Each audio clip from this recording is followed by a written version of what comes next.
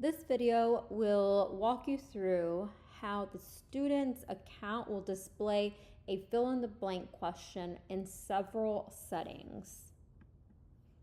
Every assignment will start off with letting the student know the number of attempts, the time limit, the kiosk mode setting, and any other pertinent information.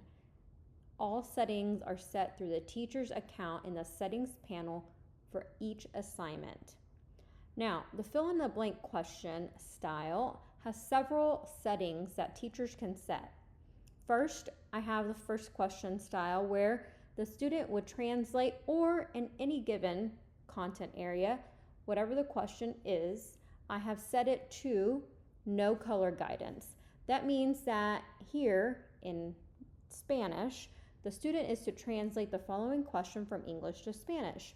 I have set on my teacher setting panel that capitalization and punctuation do not count against the student. That means that they can type in los chicos son altos and they could get it right. That means that if the student typed alto, they would get alto wrong, but they would get credit for los chicos son if the teacher said that the partial credit option is available for that question. Next, here we have translate the following question from English to Spanish. Again, it would be for any content area. This is just the example I'm using. This question is set under the teacher settings with color guidance. That means that the words would turn red if they are incorrect or green if they are correct. If you can see, the boys are tall are counted incorrect because they are red. So I type in los, it turns green. Chicos, it turns green. Now if I type in muchachos, it turns green because there are alternative answer choices. If I type in muchacho, it stays red. Son altas, it's red. Altos, it's green. On the spot. Now it gives the student an opportunity to check their notes, figure out what they are missing to correct on the spot before they even turn in their assignment.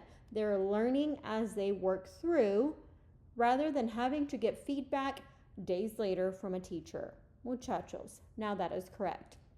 If you set the requirements for capitalization and punctuation to count, then the students would be adding those items into their responses.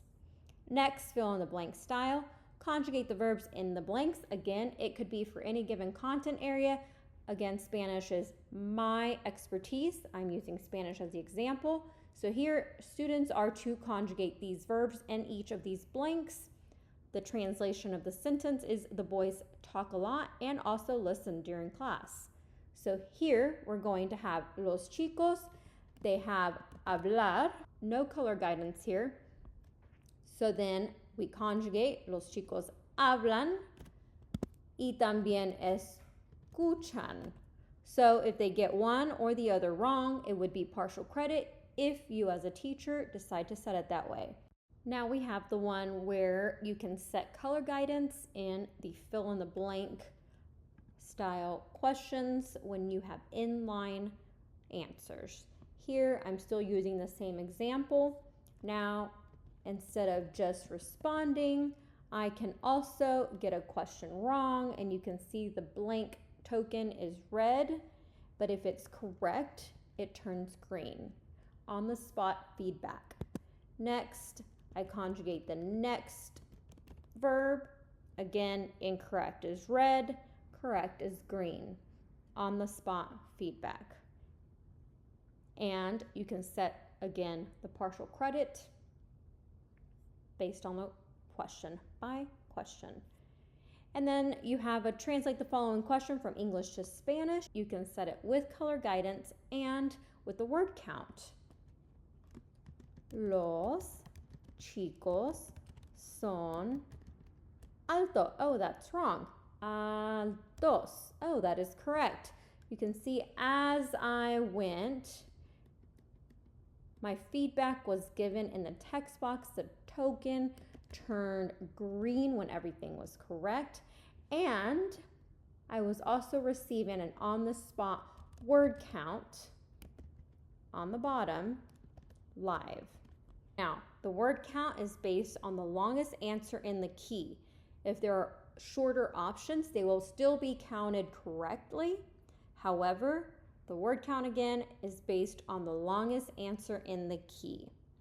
Lastly, when you have an assignment on a separate resource and you want to use AulaViva as your answer sheet, you can remove the prompt and you can have the text boxes become your answer sheet.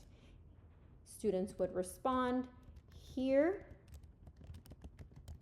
but view your resource that's external and submit their assignment therefore. These are the 6 options that you have for fill in the blanks in AulaViva.